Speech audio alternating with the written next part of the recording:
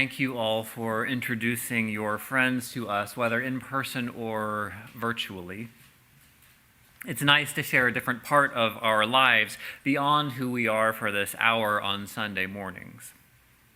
While Tapestry is in some ways a sanctuary from the rest of the world, there's room here for all of who you are, all of what is in your heart. And for many of us, that means our non-human friends. We are far from unique in that connection. These relationships run very, very deep in our human experience. This week, I learned that archaeological evidence shows that humans have been sharing our lives with dogs for at least 30,000 years. For perspective, the Earth was in an ice age then. Sheets of ice covered North America and Europe. It's around the time that Neanderthals became extinct. 30,000 years ago, and we had dogs as companions. Our feline friends are newer to the party. Cats began their unique relationship with humans about 10 to 12,000 years ago. Newer is relative, I suppose. That was in the Fertile Crescent in Mesopotamia. This is all to say that the partnership has been going for a very, very long time. Really, we learn to thrive as a species with our animal friends. One of the children's books that I almost used in the service today was the true story of a tortoise that helped raise a baby hippopotamus after it was abandoned after a tsunami. On social media, even in mainstream news, we run across story after story of cross-species friendships, like a cheetah and a dog. And we're mesmerized by these stories because the bonds across species seem exceptional and strange. As I think more about our long history with pets, I realize the only strange thing is our misperception that we exist independently from one another, or that we humans are somehow set apart from our animal family. Through archaeology, ecology, spirituality, all signs point to a fundamental connectedness. Buddhists speak of interbeing or a fundamental connection. Our own Unitarian Universalist tradition gives us the language of an interdependent web of all existence of which we are a part. Mystics have been speaking about sensing this in their bones for thousands of years. So I have a hunch that we are all a bit more intuitive and connected than we engage regularly in our modern life. The other day, I think at a board meeting, I was reminded of Maya Angelou, who famously said, "I've learned that people will forget what you said, people will forget what you did, but people will never forget how you made them feel." And most often we take this quote as a lesson about communication and caring for others. Others are more likely to remember the way we make them feel than the exact words that we use. But today, as we remember our interdependence, I wonder what Maya Angelou's observation says about our very human nature. We forget what others say to us or exactly what they do, but we remember how they make us feel. We rely on our feelings to navigate the world. We are all, at the end of the day, more animal on the inside than we often think. Feelings, instinct, habit, all drive our lives more than reason. I didn't bring her today, but many of you have met my dog, Lucy. She's been coming to the office with me for the past 10 years. Lucy is 13, soon to be 14, and it shows. People often comment on how old she is, how much care she needs, and how sad it is that our pets' lives are shorter than our own. I tell them, In large part to remind myself, I tell them that this is all part of what we sign up for when we choose to share our lives with another being. It's not a risk that you take or a possibility, it's a guarantee. In the end, aging will happen and death will separate us, whether that's from our pets or our friends or our romantic partners. The prospect of loss is baked into that commitment. Choosing to be in relationship is saying, I'm willing to put up with the pain of losing you for the joy of this moment. In his last season of life, the Reverend Forrest Church wrote, "When I was young, I thought death took courage. I was wrong. It's love that requires courage, because the people we love most may die before we do. Dare to love and we instantly become vulnerable. We do not and cannot possess the ones we love, for we hold them on loan. This hard truth makes the courage to love also the courage to lose."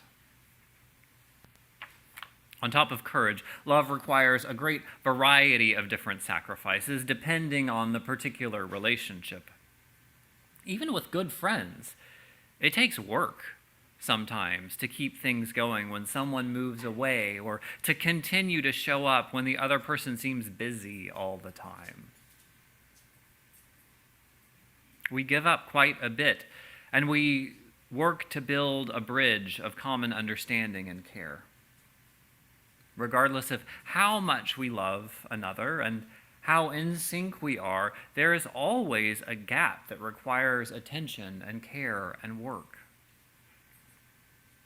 Following a cue from Forrest Gump, the Reverend Sarah Schur suggests that love, similar to chocolate, comes in many different forms. We forget that when we talk about love or chocolate. Assuming that we all mean the same wonderful, fulfilling thing, we think, love, yes, of course, more, please. But there are different kinds of love and chocolate. I am among the innumerable stubborn children who found baking chocolate among the flour and baking soda. Of course, I insisted on eating it, even after being warned, you will not like that. These days, then there's bittersweet chocolate. In my humble opinion, dark chocolate or bittersweet chocolate is the only kind worth eating. The cocoa content is around 70%, and the flavor is complicated with kind of berry flavors or perhaps coffee tones. It's similar to how I like my coffee, like a little punch in the face.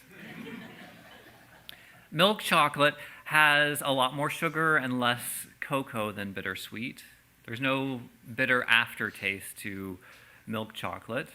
It can be a little overwhelmingly sweet after a while, though.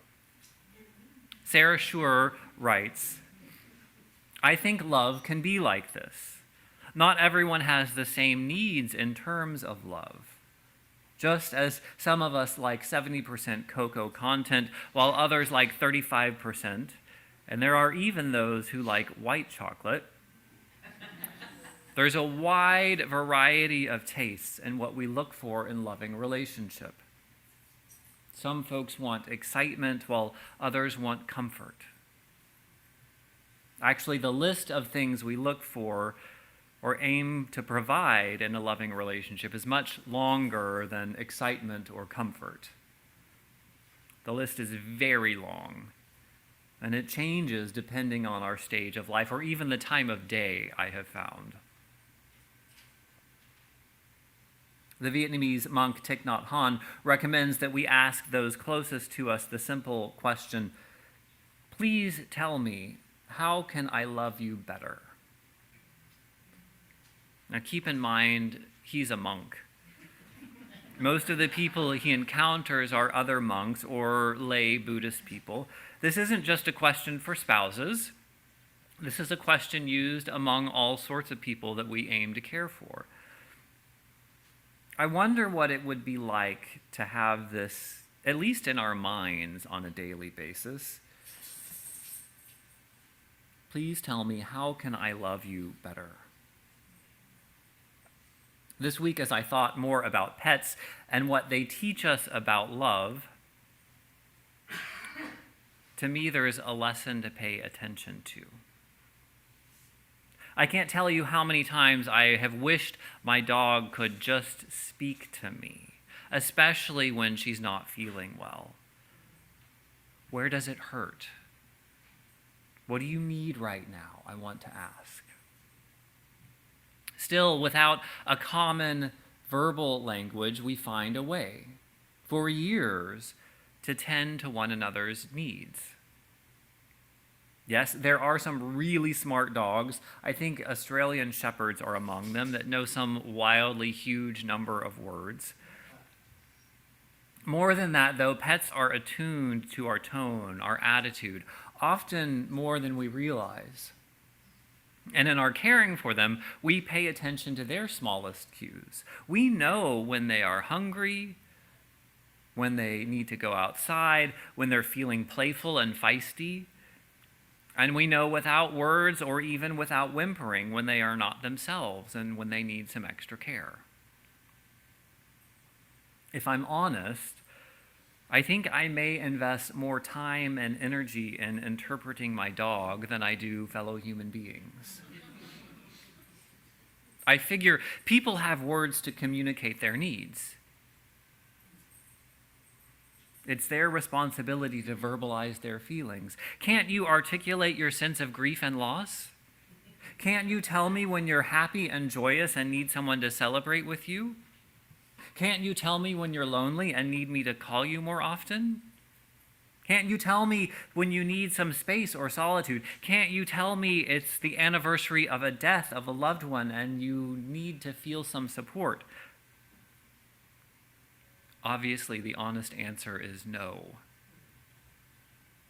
No, we cannot always communicate our needs or our feelings verbally. We cannot always communicate how we need to be loved. Sometimes we don't even know ourselves. Sometimes we're surprised to find that a little white chocolate from a friend is just what we needed.